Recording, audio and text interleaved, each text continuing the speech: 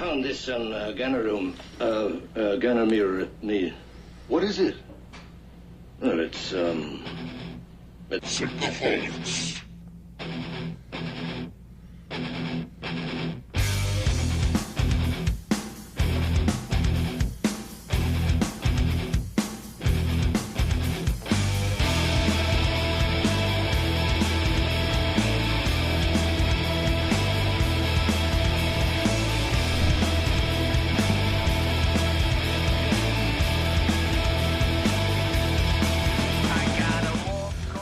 Welcome to Synthaholics, guys. This is your host, David Duncan, and with me as always... The Grand Negus himself, Aaron O'Brien. Inconceivable! Inconceivable neck. We're here. It's a little over a week after since we recorded our last podcast. That was on First Contact Day, and... We're going back! We're gonna go back in time! See, that's the great thing about time loops. We can just go back in time whenever we need to.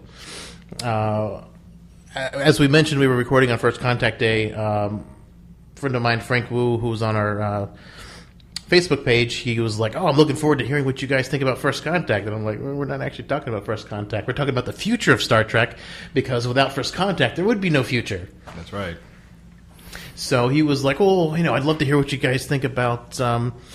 the episode Changeling and First Contact and the character of Zephyr Cochrane. So we're going to talk a little bit about that today. Actually, we're going to talk about metamorphosis. Metamorphosis? Yeah, not Changeling. That's a different one. But it's like the same word, right? Like it's like metamorphosis, changeling? Yeah. It's metamorphosis. Yes. We are talking about the subject of the character of Zephyr Cochrane. He is the man who discovered and went into warp speed, the first of the human race. Kind of. Well, because we'll get into that too later on. He got a little help from his friends, but so he was the guy who started it all off and got us to go up into the stars and reach different planets at higher velocities that we wouldn't be able to do. So, real quickly, should we just talk about warp speed, just to give everybody an idea what warp actually is? Aye, Captain. All right. So, warp speed technically is...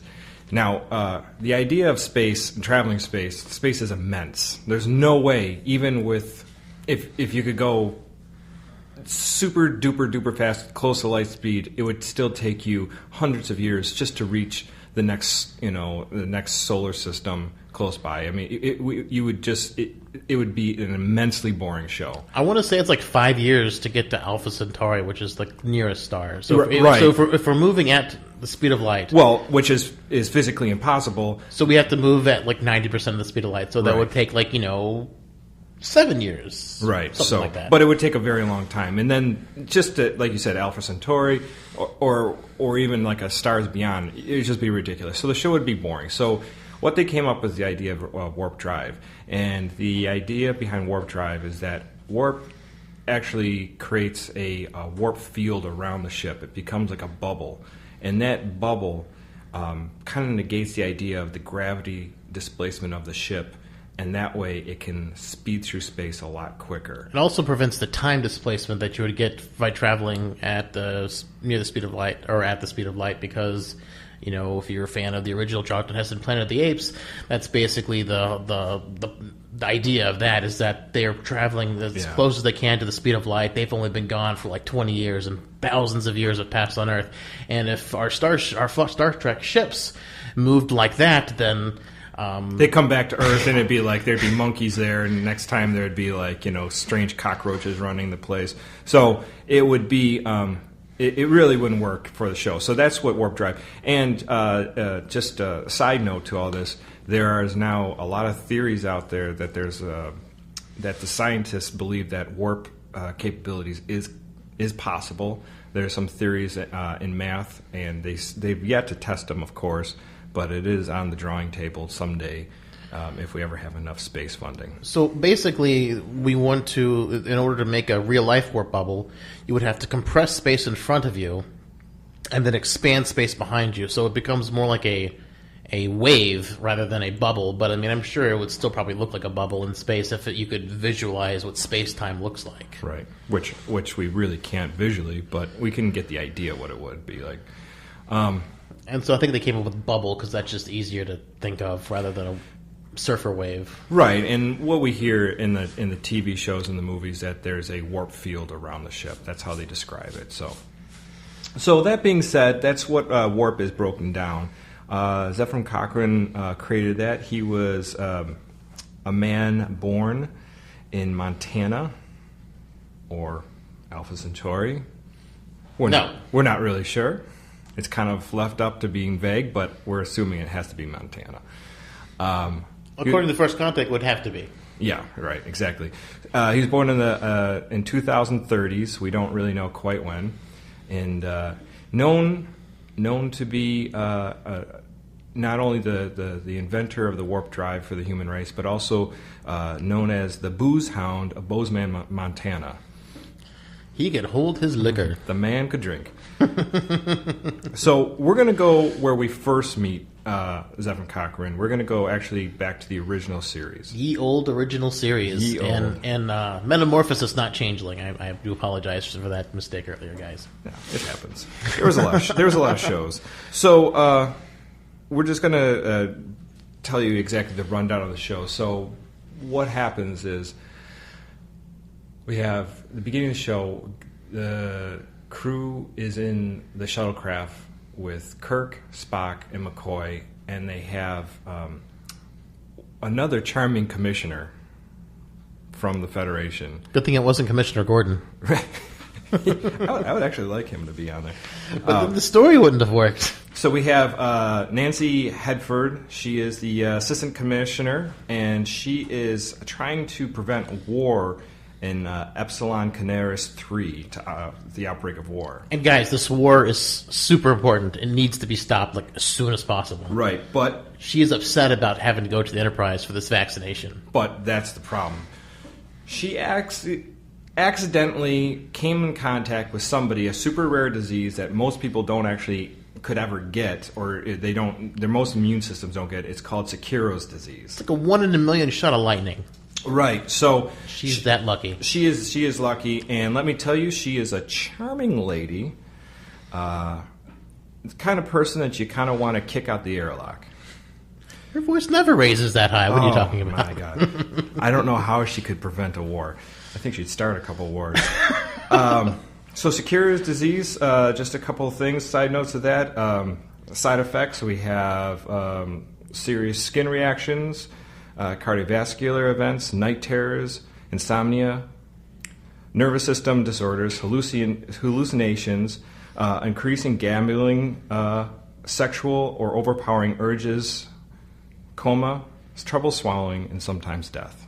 Well, what I don't get is, like she's got it right, and she's fine. She doesn't exhibit any of these problems. Well, it's coming up. And then like all of these manifest like as close together as possible, right. And she's like on her deathbed super quick. Right. Oh yeah. Well, and not only that, it's like I have all compassion in the world for anybody with the disease, but I was kind of hoping that she would have died in that back room there. But okay, so she sort of did. Yeah. Okay. Yeah. Well, let's not spoilers. Let's not give it away. So anyway, they're on the shuttlecraft. They're en route to rendezvous with the Enterprise, and what's going to happen is she's going to get the inoculations for the disease, and then they're going to bring her back. So, what happens though? The ship the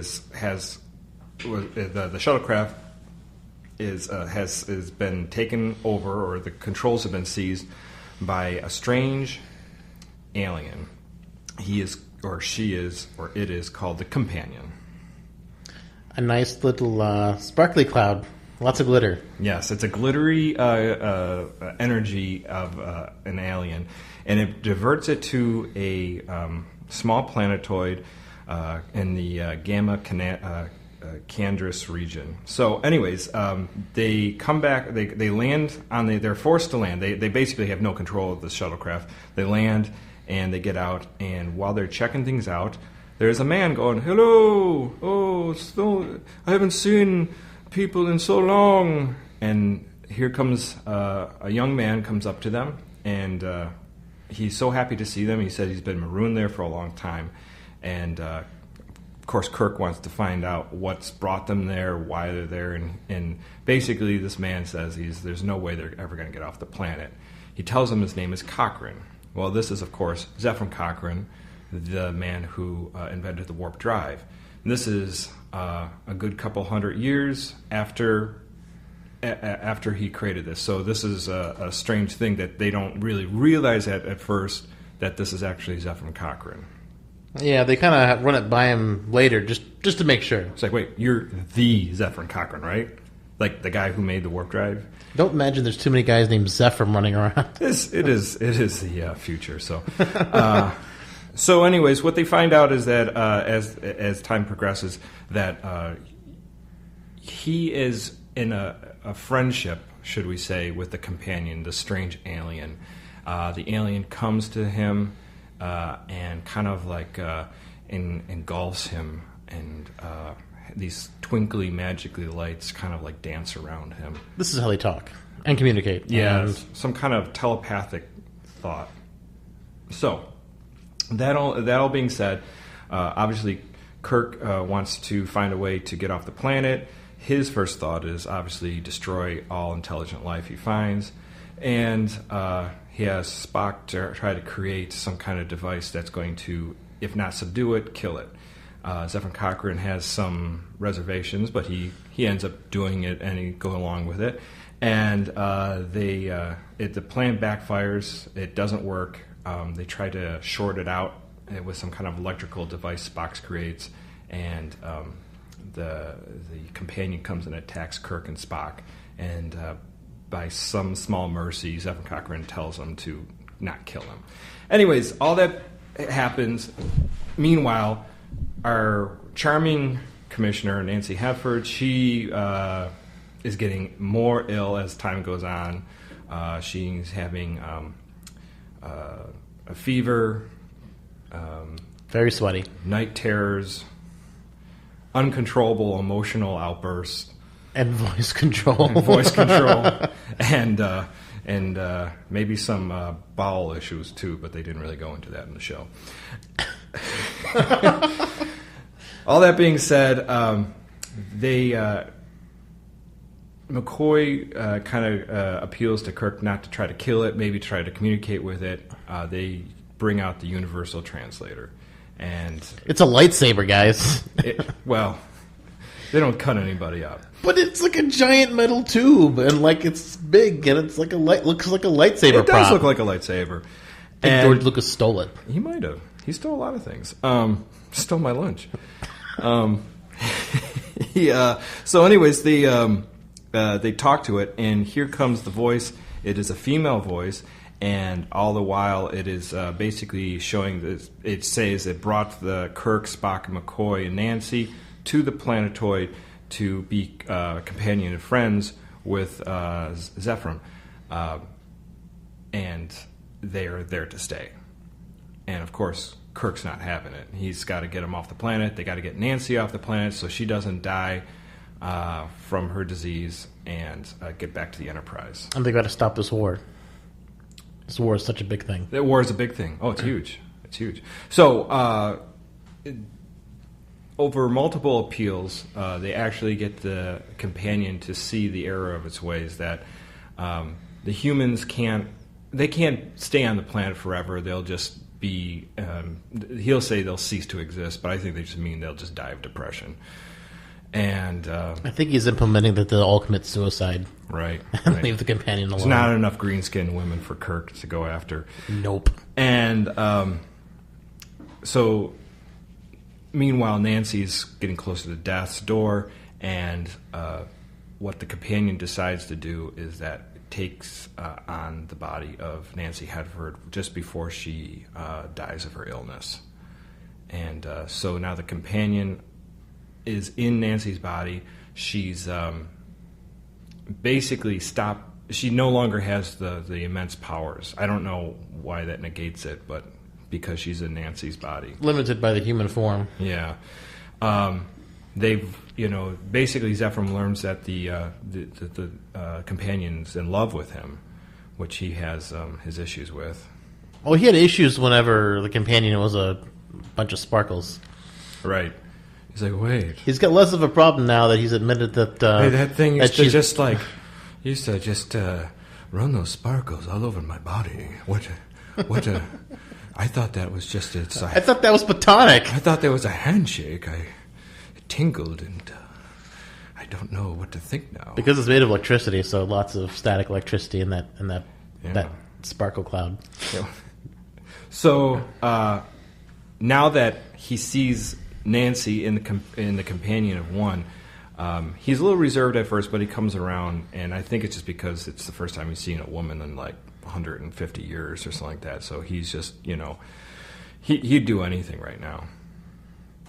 Yeah, he's totally ready, and he tells Kirk and everybody, "Don't come back. We'll be good."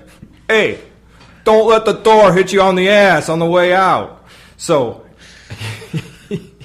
they end up. He does tell him, "Don't tell anybody," and it kind of makes sense because Zephyr Cochrane was an iconic figure for so many people, and I think the idea is that he didn't want people coming back and visiting him and being like, "What's the secret of Warp Drive?" Well, I think I want to touch on this again when we actually talk about First Contact.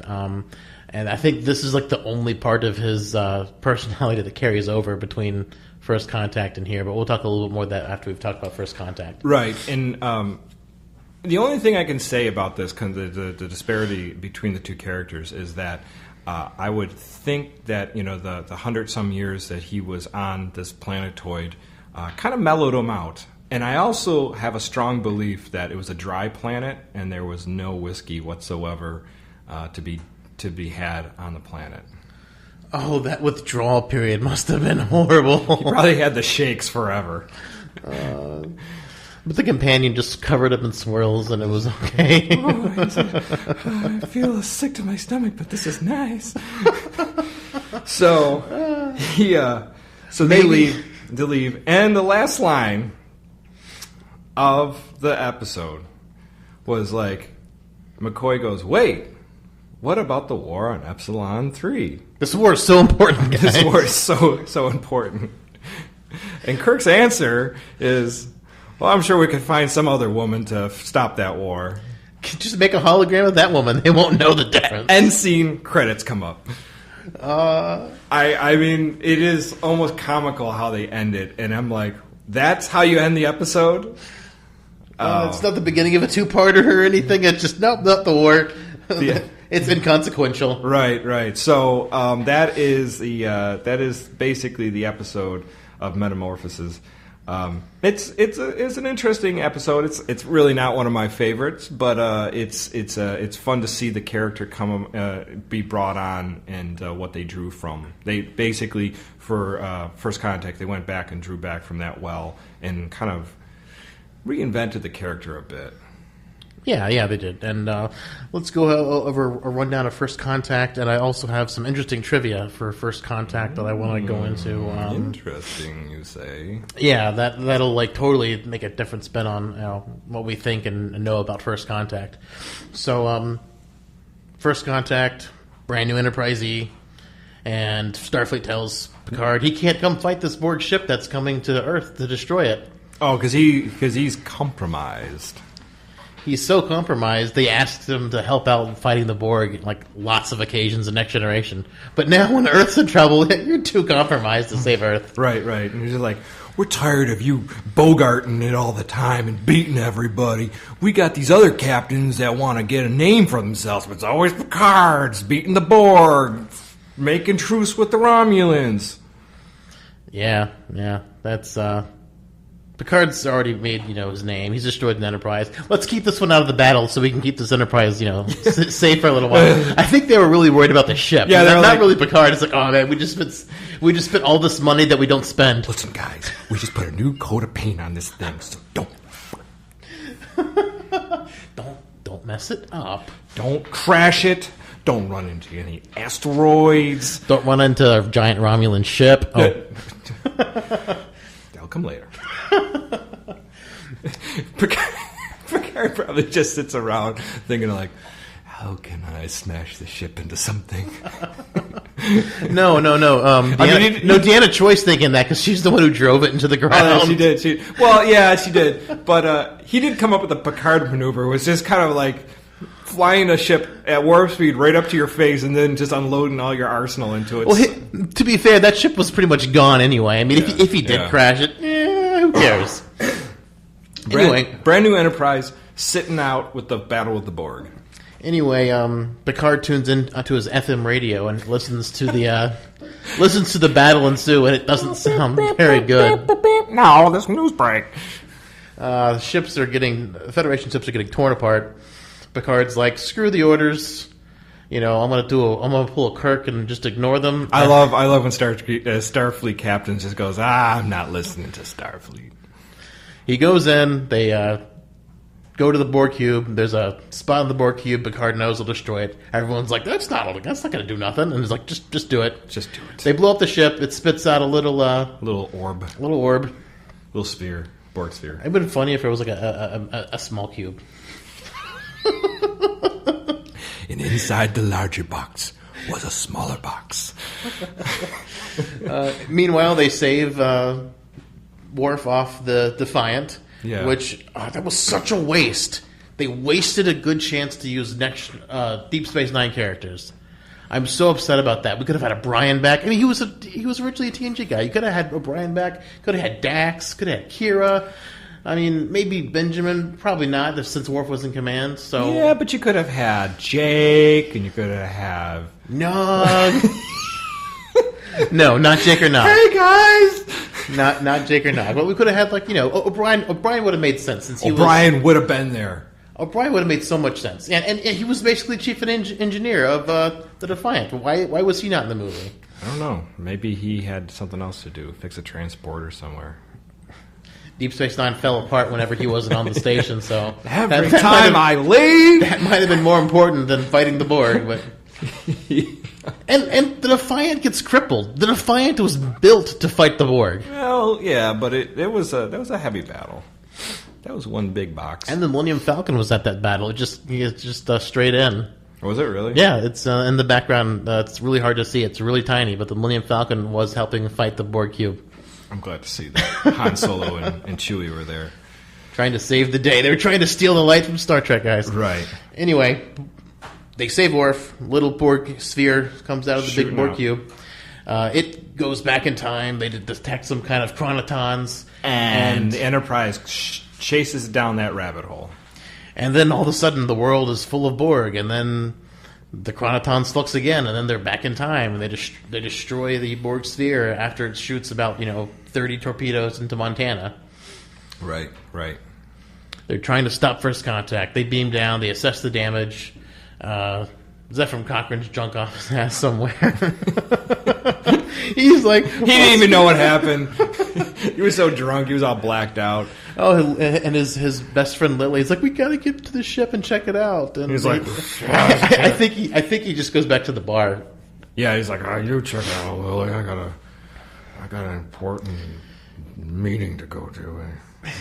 This whiskey. Meeting with Jack Daniels. And Captain Morgan. Anyway, the crew comes down. They assess what's happening.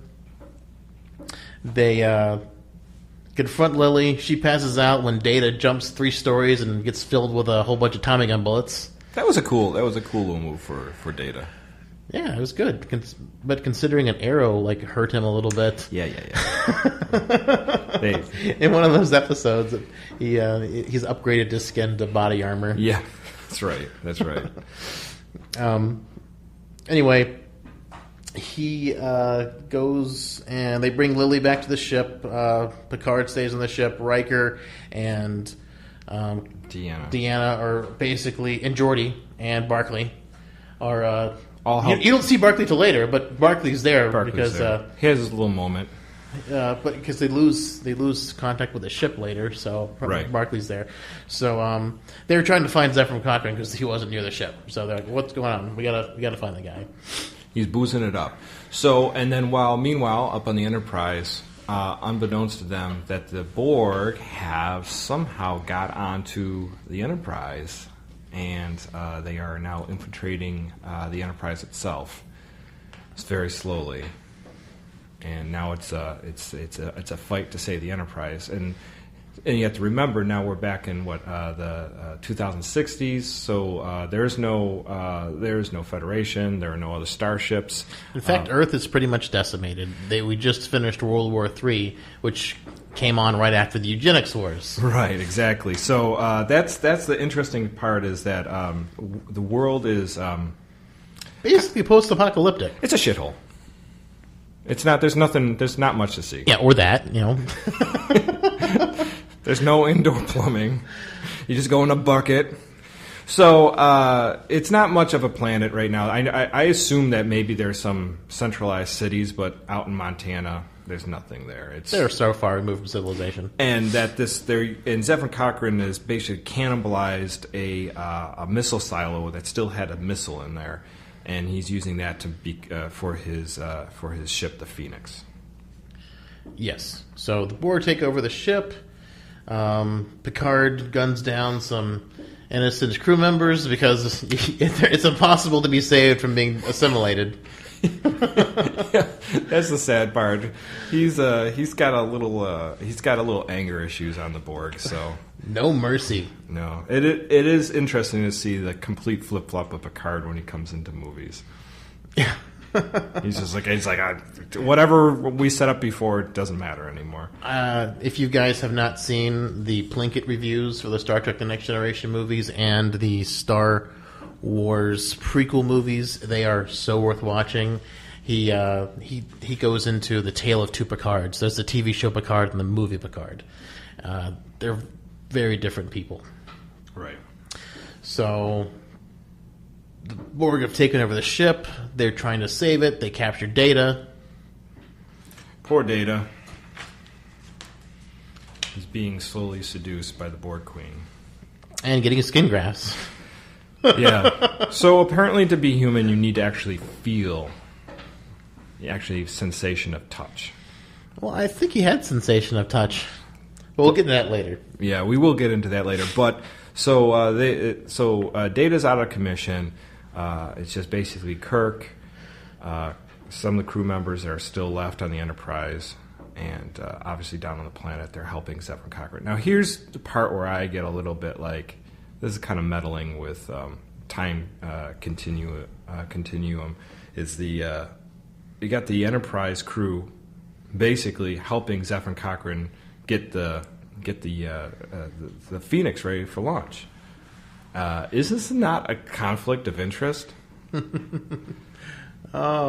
Or does this mean that this always did happen? It's just that we didn't. It was never written down. The first time it happened, it didn't. But every single time after it, when it happened again and again, or maybe it always happened. Maybe it always happened that way. But the chicken's got to come first, and then the egg comes, and then it's the egg every single time after that. So the first time it's got to be done one way. I hope. Or Zephyr Cochrane doesn't deserve probably one lick of his adoring fans. It'll be a statue of Geordi and Riker looking out into the distance. Who are these guys? Holding hands.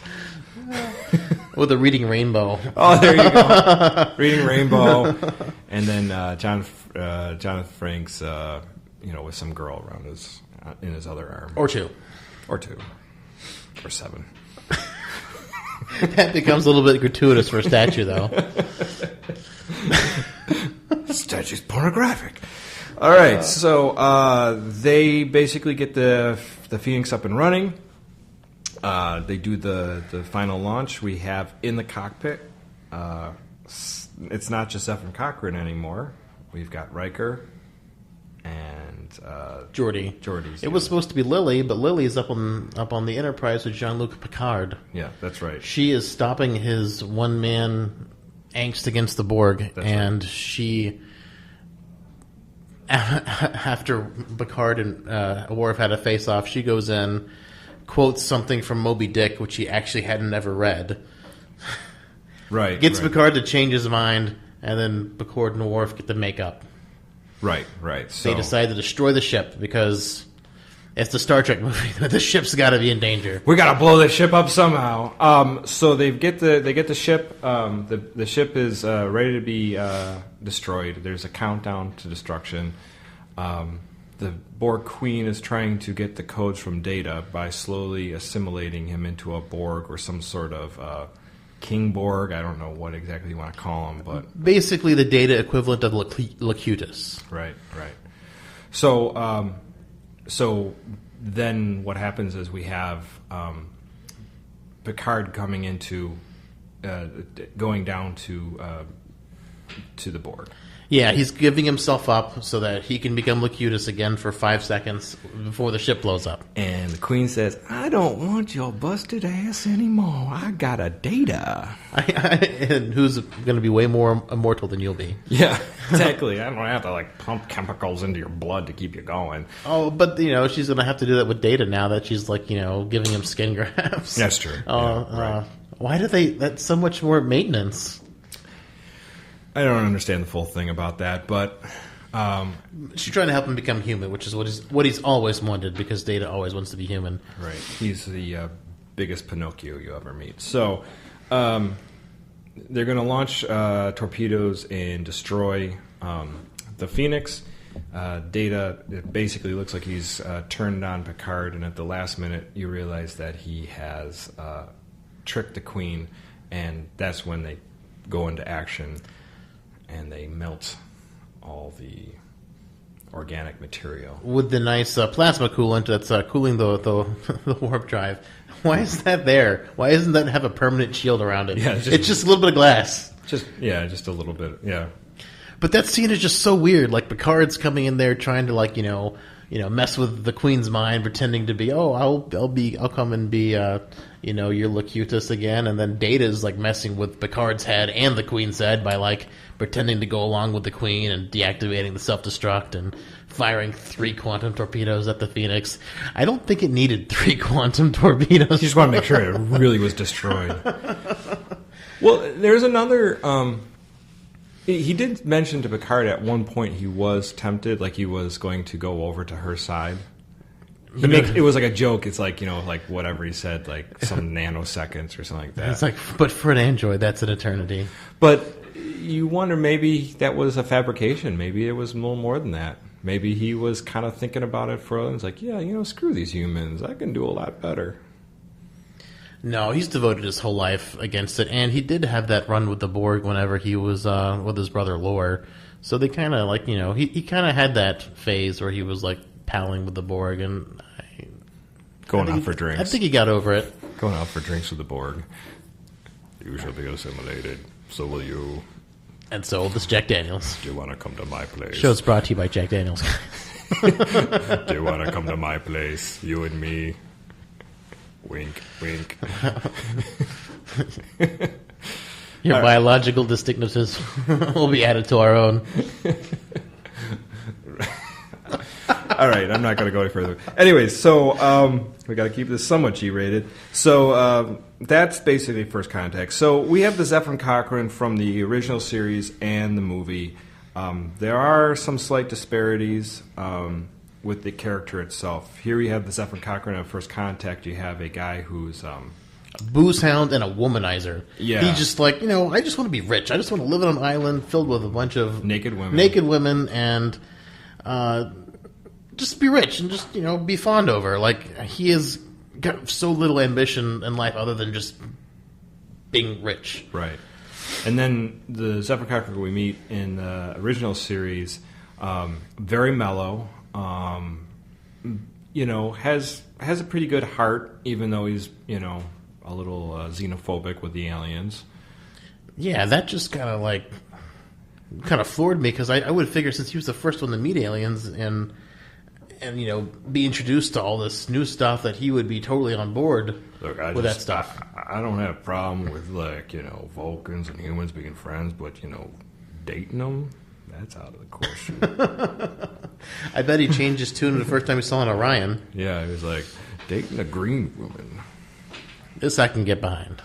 Well, So there is a bit difference. I think basically they went back and they were looking for something they could pull as a kind of a trivia card to pull for anybody who was into Star Trek before. And like, oh, Zephyr Cochrane, I remember that guy. But the funny thing is, First Contact didn't start off that way. Oh, really? First Contact, the people making the movie, Rick Berman and Ronald D. Moore, they kind of came together, and one of them was like, "Yeah, let's do a time travel movie." The other one's like, "Hey, let's do a Borg movie," and then they kind of meshed the ideas together. Funny thing is, there was a couple time periods they were actually thinking about having the movie take place in. One of them was the American Civil War. Oh, could you imagine that? Is someone going to assassinate Lincoln and have to pretend to be Lincoln to finish it? It'd be Patrick Stewart. They put a fake beard on him and he'd give the Gettysburg Address or something. That would have been bad. Also, they were talking about doing set in the Roman Empire and having Picard in a toga, and I think that would have been dumb. That would have been terrible. They also talked about doing it in the time of the Renaissance and having Data pal around with Leonardo da Vinci. Right. And I'm just like, but it's still they're going through time trying to find the Borg. And I'm just kind of like, and then they decided on doing Zephyr Cochrane, and they originally wanted just Zephyr Cochrane to basically be out of commission the whole time and, fight the Borg and get the Phoenix fixed without him. Right. And then they decided to go back and do what we actually saw. Right. And so it's really interesting, the history of it. I mean, we almost didn't have a Metamorphosis sequel, prequel, right? Whatever you want to call it, right? Yeah, that's pretty cool. I guess it comes down to any kind of movie is it would be neat to have a jump around time and have them do different things, but it's just at the end, you just need to get to get the audience all on one page. And Zephyr Cochrane was a great person that I think the average person who's not a Star Trek fan could latch onto and go I identify with that. I got an uncle like that. I got who's always drunk. My dad's like that. He's always drinking and boozing it up, and he's the worst. Embarrasses my girlfriends. Hits on my girlfriends. He hits on my girlfriends. You look very pretty today. I don't have time to argue about time. We don't have the time. We don't have time. But so it was a good choice, I think, in the end. And out of all the Star Trek movies, First Contact I always thought was probably one of the better ones that were made, especially of the Next Generation. The only good Next Generation movie, in my opinion. But we'll probably talk about that later. We will talk about that some other time. But it is one of those movies that is probably at one of the top 3 or 4 of the best Star Trek movies. It is definitely excellent. I liked it a whole lot. Very interesting. Love the Borg. Borg is always a good place to go. And the Borg didn't have a queen until the very end. Even the early script with the Borg, they were just going to be faceless automatons. And they decided someone was complaining that the Borg were too zombie-like. And they had always kind of described them as bugs, so they decided to give them a queen in the film. Right, so but that's the one thing I always felt that... I mean, I've had a lot of actually friends that it took issue with the Borg Queen itself, that the Borg Queen was, kind of went against what the Borg were supposed to be originally. Just that there was no designation between, this guy, to the one Borg to the other. But, it's a hive mind, and there has to be a hierarchy. The ant queen basically controls the other ants with pheromones and whatnot. So, and the ants work together in amazing, agility, accuracy. They work together. Right. Their goals are one. Yeah. So I don't mind the Borg Queen. It makes sense. I don't mind the Borg Queen, but I remember when the Borg Queen was kind of introduced, and a lot of people took some issues with it. Yeah, there's someone's gonna have issues. Everyone's a critic, with everything, and that's kind of what we are. So, yeah, at some points more critical than other things, but. So yeah, First Contact, great movie. Metamorphosis, maybe okay episode. Okay episode, maybe not the best. Not episode. the best, not the worst. I mean, there's definitely things less watchable in the original series than that. Yeah, especially when you get to third season, it gets a little rough at some points. The character of Zephram Cochrane, which was suggested we talk about.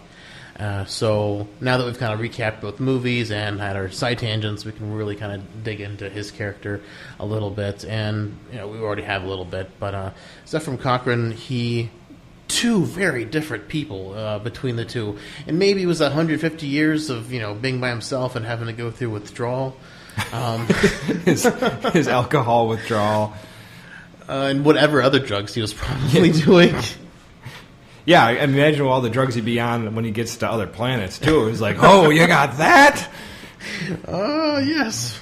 Pluming soup. It's probably highly addictive to right. Or humans. Or the mushrooms of Alpha Centauri. This is going to make me trip. So, yeah, we don't really know. There's a big time gap between it. But what we do know is that, he was born sometime in the 2030s, where we meet him the first time in First Contact is sometime in is it 2063 when they make First Contact? 2063, 2064. Yeah, April 5th, 2063, which that's the First Contact date. And then we don't really know much what happens between that time. We do know that he leads up to the building of the Warp 5 engine. We see him in Enterprise. In Enterprise, we see him, and it seems like it's a recording. He seems like he's more eloquent than he was in First Contact. He dried out. Maybe a little bit. So, or at least first public appearances. Or maybe the doctor says, if you keep drinking like this, you'll be dead in a year. So, besides that, we do know that he was friends with Captain Jonathan Archer's father, who helped design the warp engine. So they were, and even I think Jonathan Archer said that he had met Zephram Cochrane as a young child. Yeah. So it was the character was around at that point as well, and then somehow he gets shuffled off to Alpha Centauri Senior Living Home, and where he's an old man, and he decides, I'm not going out like this. I'm going to shoot myself out into space again, and I'm just going to die out in space, and they'll find me like in some kind of like metal sarcophagus just floating out in space. Yeah, and so he goes to die alone, and then the companion takes him. I just can't see him wanting to die alone, because his biggest ambition was just to be surrounded by women and money. Yeah, but he's always run. Maybe he got all that, and as you recall in the episode, I mean not the episode, but in the First Contact, he's always running away from everybody. He just wants to be left alone. It's like, leave me alone. I don't want to talk to anybody. I don't want to build a warp engine. I just want money. Now he's got fame and money. It's strange that he didn't want fame, but he wanted the money. Right.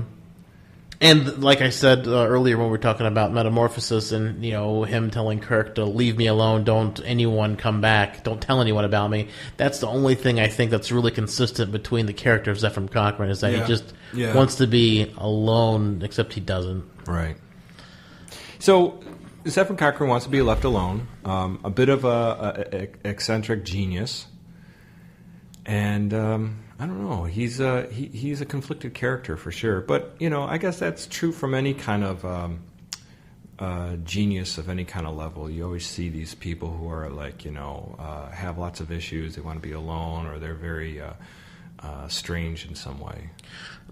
I just wish we had more to draw on from Zephram Cochrane, because he's in a 2-hour movie, but he's only on the screen for like 30 minutes maybe, and then he's in Metamorphosis, and he's only in, it's a 55-minute episode back in the day, and, he's not really the main character, so we only have, like, maybe an hour and change of Zephram Cochrane to really know. I kind of wish we had more from him so we could...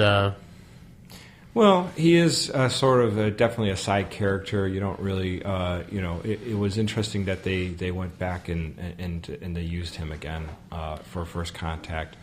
But he's a strange character. I think he's just an eccentric person. He's way out there. He's got some wild ideas, obviously fueled by capitalism. But other than that, I think what happens is the strange thing is probably what happens is when they end up Earth becoming more closer to the Federation, where they eliminate poverty, they eliminate money and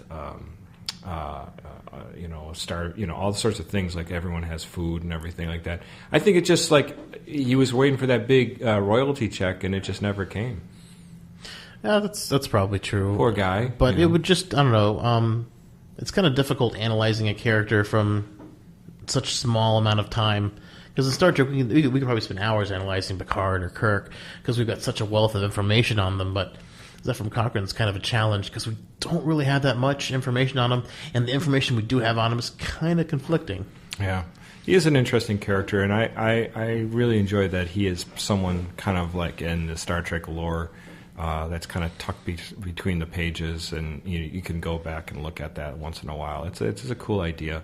And he's a flawed man, obviously, and he did something that was great, that inspired so many people in that fictional universe. Yeah, and that's another thing that the great thing about especially First Contact, that they have all these like great quotes from him, and he basically is like, who said that crazy stuff, and it was basically came down to is like, I guess you can make somebody seem bigger in life, especially coming from a history book.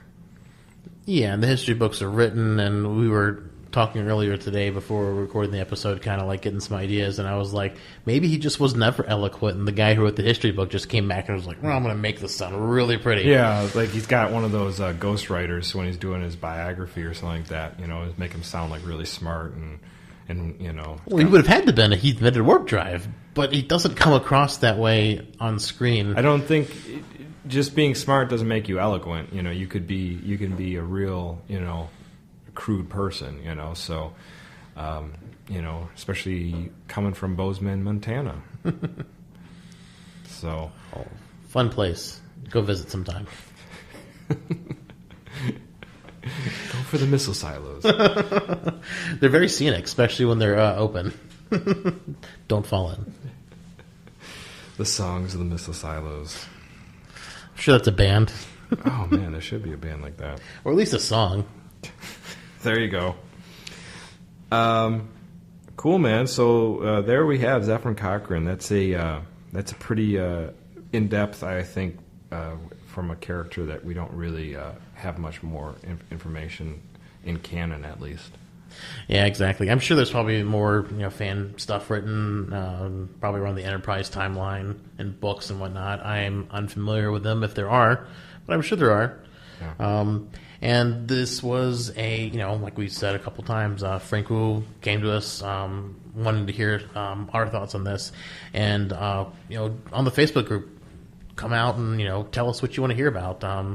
Because we're going to come up with our own ideas for topics and whatnot. But if you guys want to hear about something specifically, we'll be more than happy to dig into it and talk about it and give you guys what you want to hear. Because that's ultimately what we're here for, to have people want to hear us. And if you want to hear something specific, we'll do our best to bring it to you. If there's like something you want to talk about, a specific character, something that happened in one of the episodes, or maybe something that doesn't make sense.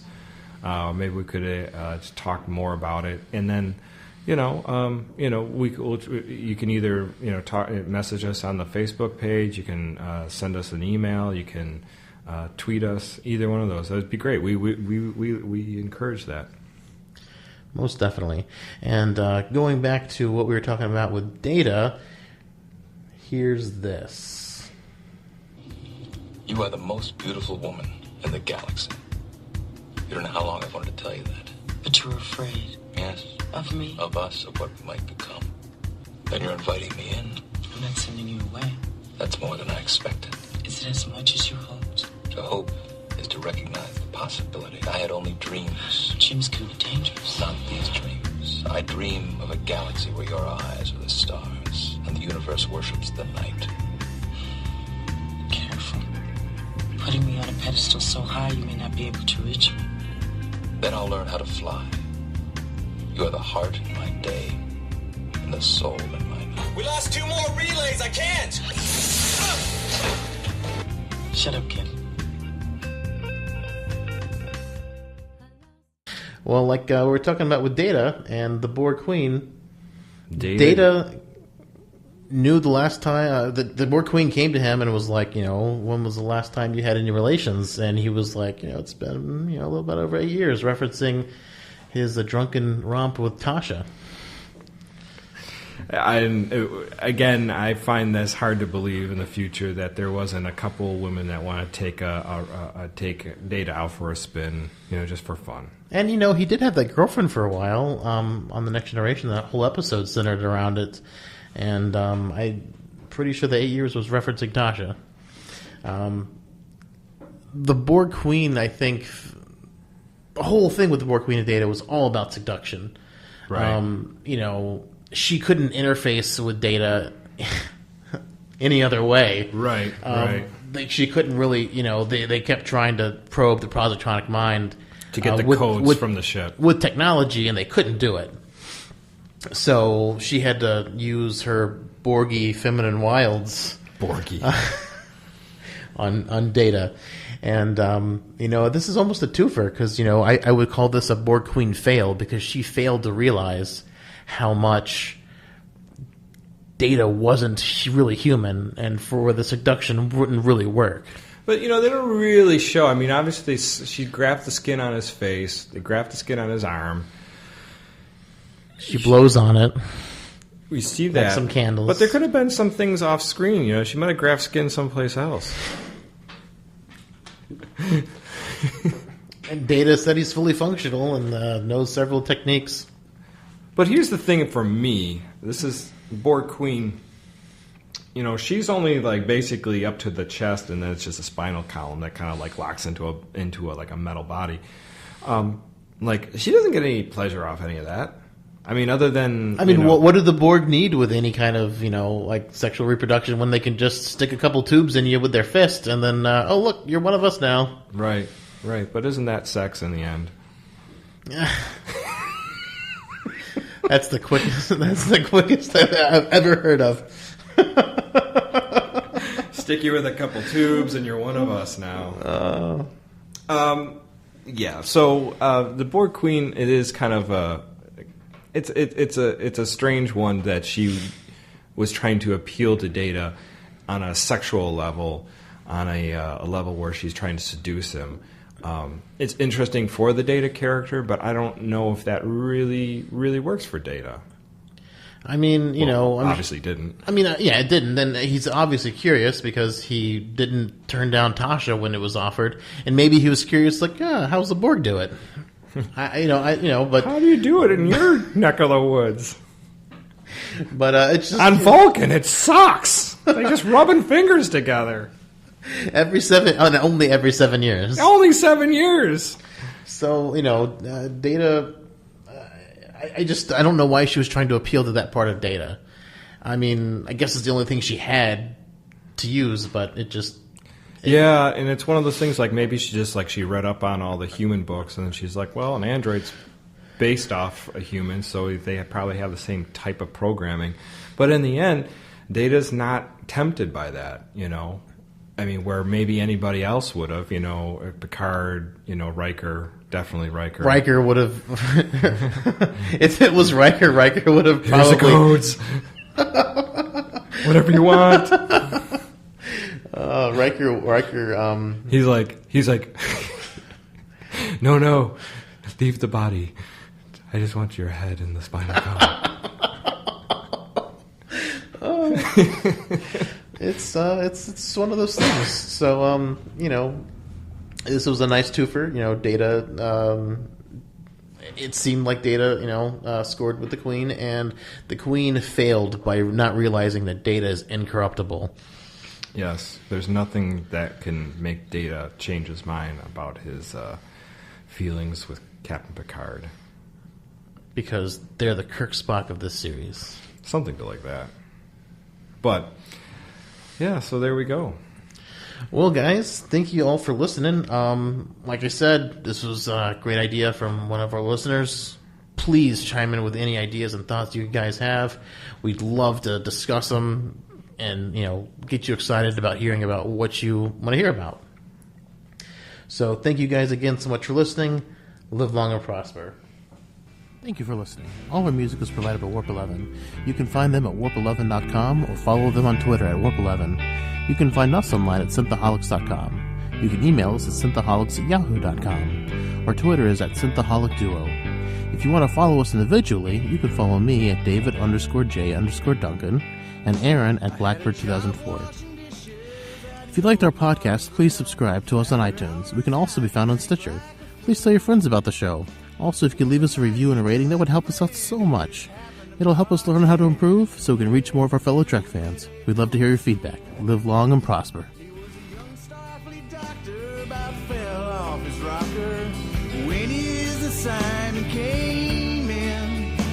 Country boys born and raised at the stars we did gaze. The next morning he left stinking of gin.